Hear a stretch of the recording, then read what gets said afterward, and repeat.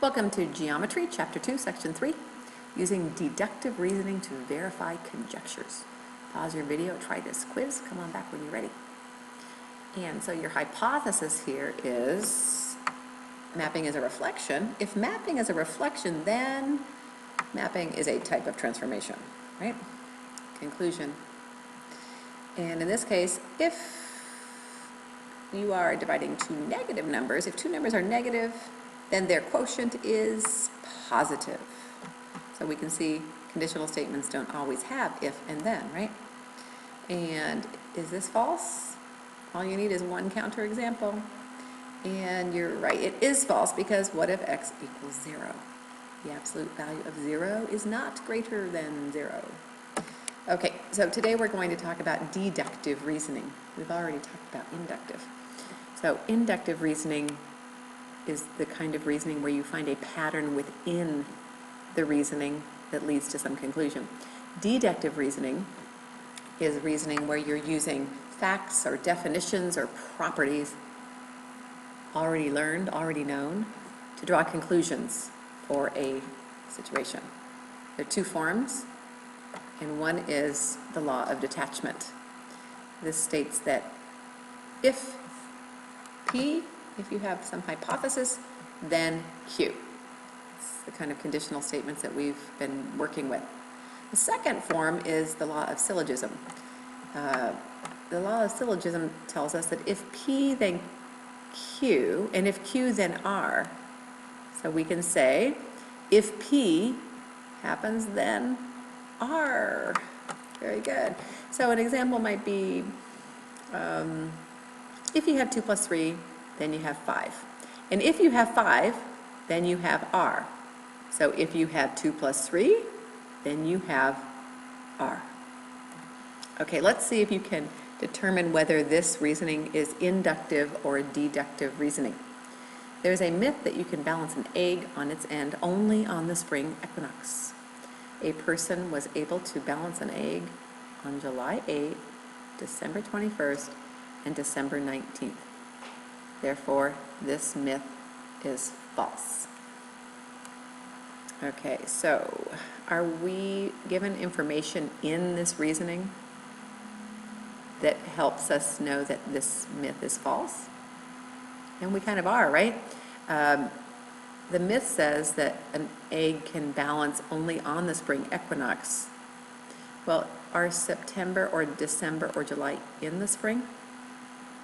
I hope you know that September is in the fall, right? December is in the winter, and July in the summer. So, and the egg could balance on end on these days.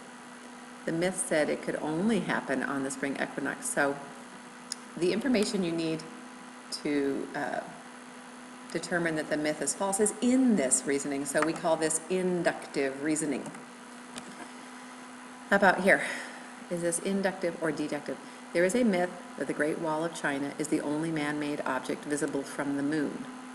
The Great Wall is barely visible in photographs taken from 180 miles above the Earth.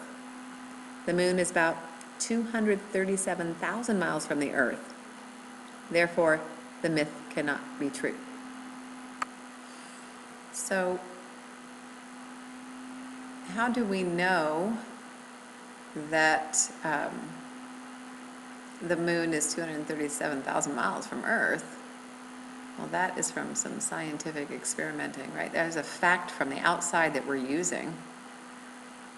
So this is an example of deductive reasoning. We're drawing a conclusion based on scientific research that took place outside of any pattern we see within this reasoning. And pause and come back when you're ready. So is there any scientific research that was used to draw this conclusion? And I guess the research that was done was that these products, electric eels, number one, these products aren't even made from electric eels. So the eel skin whether it holds a charge or not. This isn't even made of that skin, so that is a fact that happened through research, I suppose, if somebody didn't know. And so that was scientific, so we would say this is another form of deductive reasoning. So in deductive reasoning, if the given facts are true and you apply the correct logic, then the conclusion must be true. The law of detachment is one form of deductive reasoning. If P, then Q is a true statement.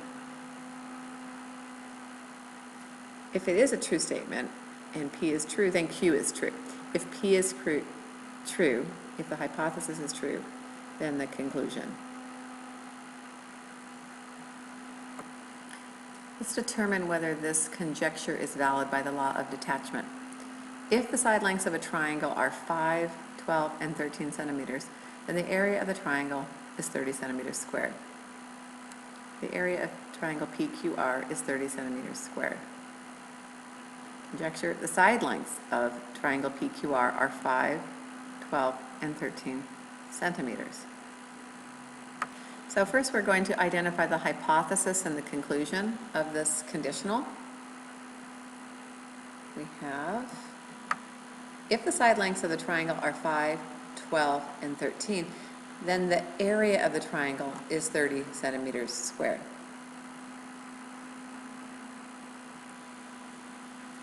Okay, that came right from the given. Here's our hypothesis and conclusion. So the statement, the area of the triangle PQR, the area of the triangle PQR is 30 centimeters squared, matches the conclusion of a true conditional, but this does not mean the hypothesis is true. The dimensions of a triangle could be different, so the conjecture is not valid.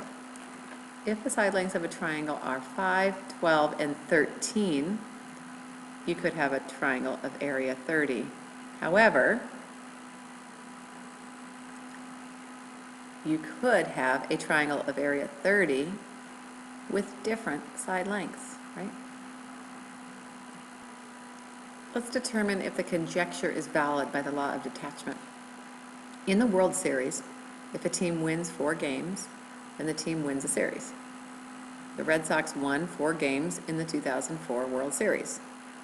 So the conjecture, the Red Sox won the 2004 World Series. So let's identify the hypothesis.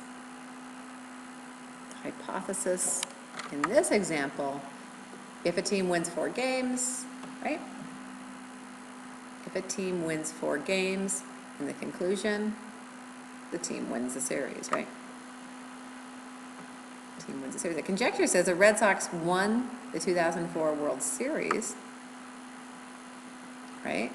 It matches the hypothesis of a true conditional.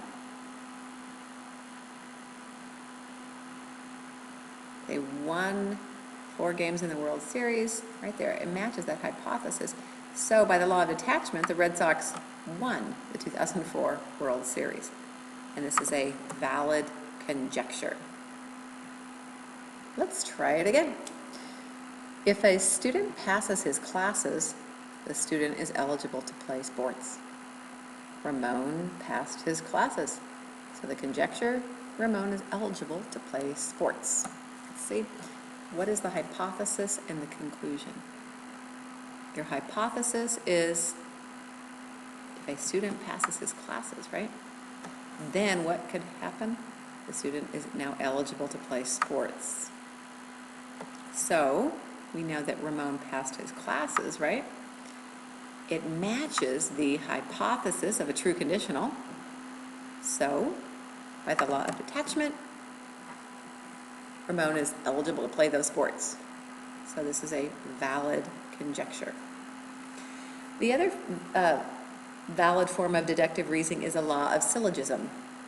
We've said already, it allows you to draw conclusions from 2 conditional statements when the conclusion of one is the hypothesis of the other. So let's see if that law of syllogism is valid here, or provides a valid argument here. If a figure is a kite, then it is a quadrilateral. If a figure is a quadrilateral, then it is a polygon. Conjecture: if a figure is a kite, then it is a polygon. What do you think?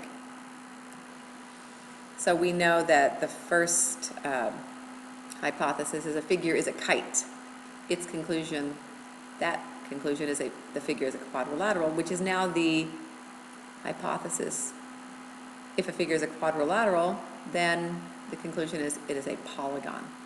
So again, the conjecture is if a figure is a kite, then it is a polygon. Can we go from the first hypothesis to the final conclusion? We are given PQ, if P, then Q, if Q, then R. So since Q is the conclusion of the first conditional and the hypothesis of the second, you can conclude that if a figure is a kite, then the figure is a polygon by the law of syllogism. Try it again. If a number is divisible by 2, then it is even. If a number is even, then it is an integer. If a number is an integer, then it is divisible by 2. Can we prove this valid by the law of syllogism? Interesting. So go ahead and see if you can line it up. The first conditional is if a number is divisible by 2, then it is even, right? If a number is divisible by 2, then it is even. The second conditional was if a number is even, then it is an integer, okay? Now, the conjecture was if a number is an integer, then it is divisible by 2. So we're not going from x to y, y to z, and so x to z. In this example, we're going from x to y, if y then z, and then if z then x. If z then x, it seems out of order, doesn't it? So the conclusion is not valid by the law of syllogism. Let's try it again. If an animal is a mammal, then it has hair. If an animal is a dog, then it is a mammal. So the conjecture, if an animal is a dog, then it has hair. Is this true by the law of syllogism? Is this valid? Once again, see if you can identify the P, Q, and R, or in this case I use X, Y, and Z. So the first hypothesis, an animal is a mammal. If it is, then it has hair. Okay, there's your conclusion. And then the second hypothesis is if an animal... Okay, pardon my technical difficulties. We had a person, I'm sorry, just a little technical difficulty, but let's take a look at this. So if an animal is a mammal, an animal has hair. And the second was if an animal is a dog, then it is a mammal.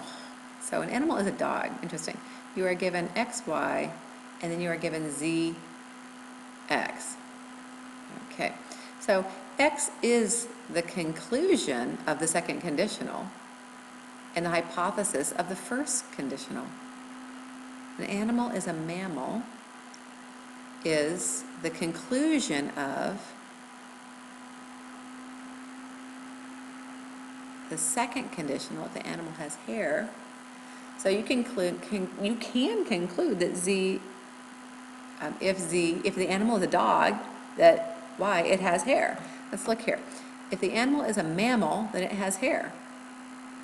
If the animal is a dog, then it is a mammal. So basically, we could take the second conditional and put it in the front of the first conditional, and then we have the order that we're more comfortable with. And if the animal is a dog, then it would have hair. So this reasoning is valid by the law of syllogism. It just feels a little bit out of order the way it was delivered. Imagine taking the second conditional, putting it in the first place, and now you have a more comfortable order. Okay, draw a conclusion from the given information. If 2y equals 4, then z equals -1. If x plus 3 equals 12, then 2y equals 4.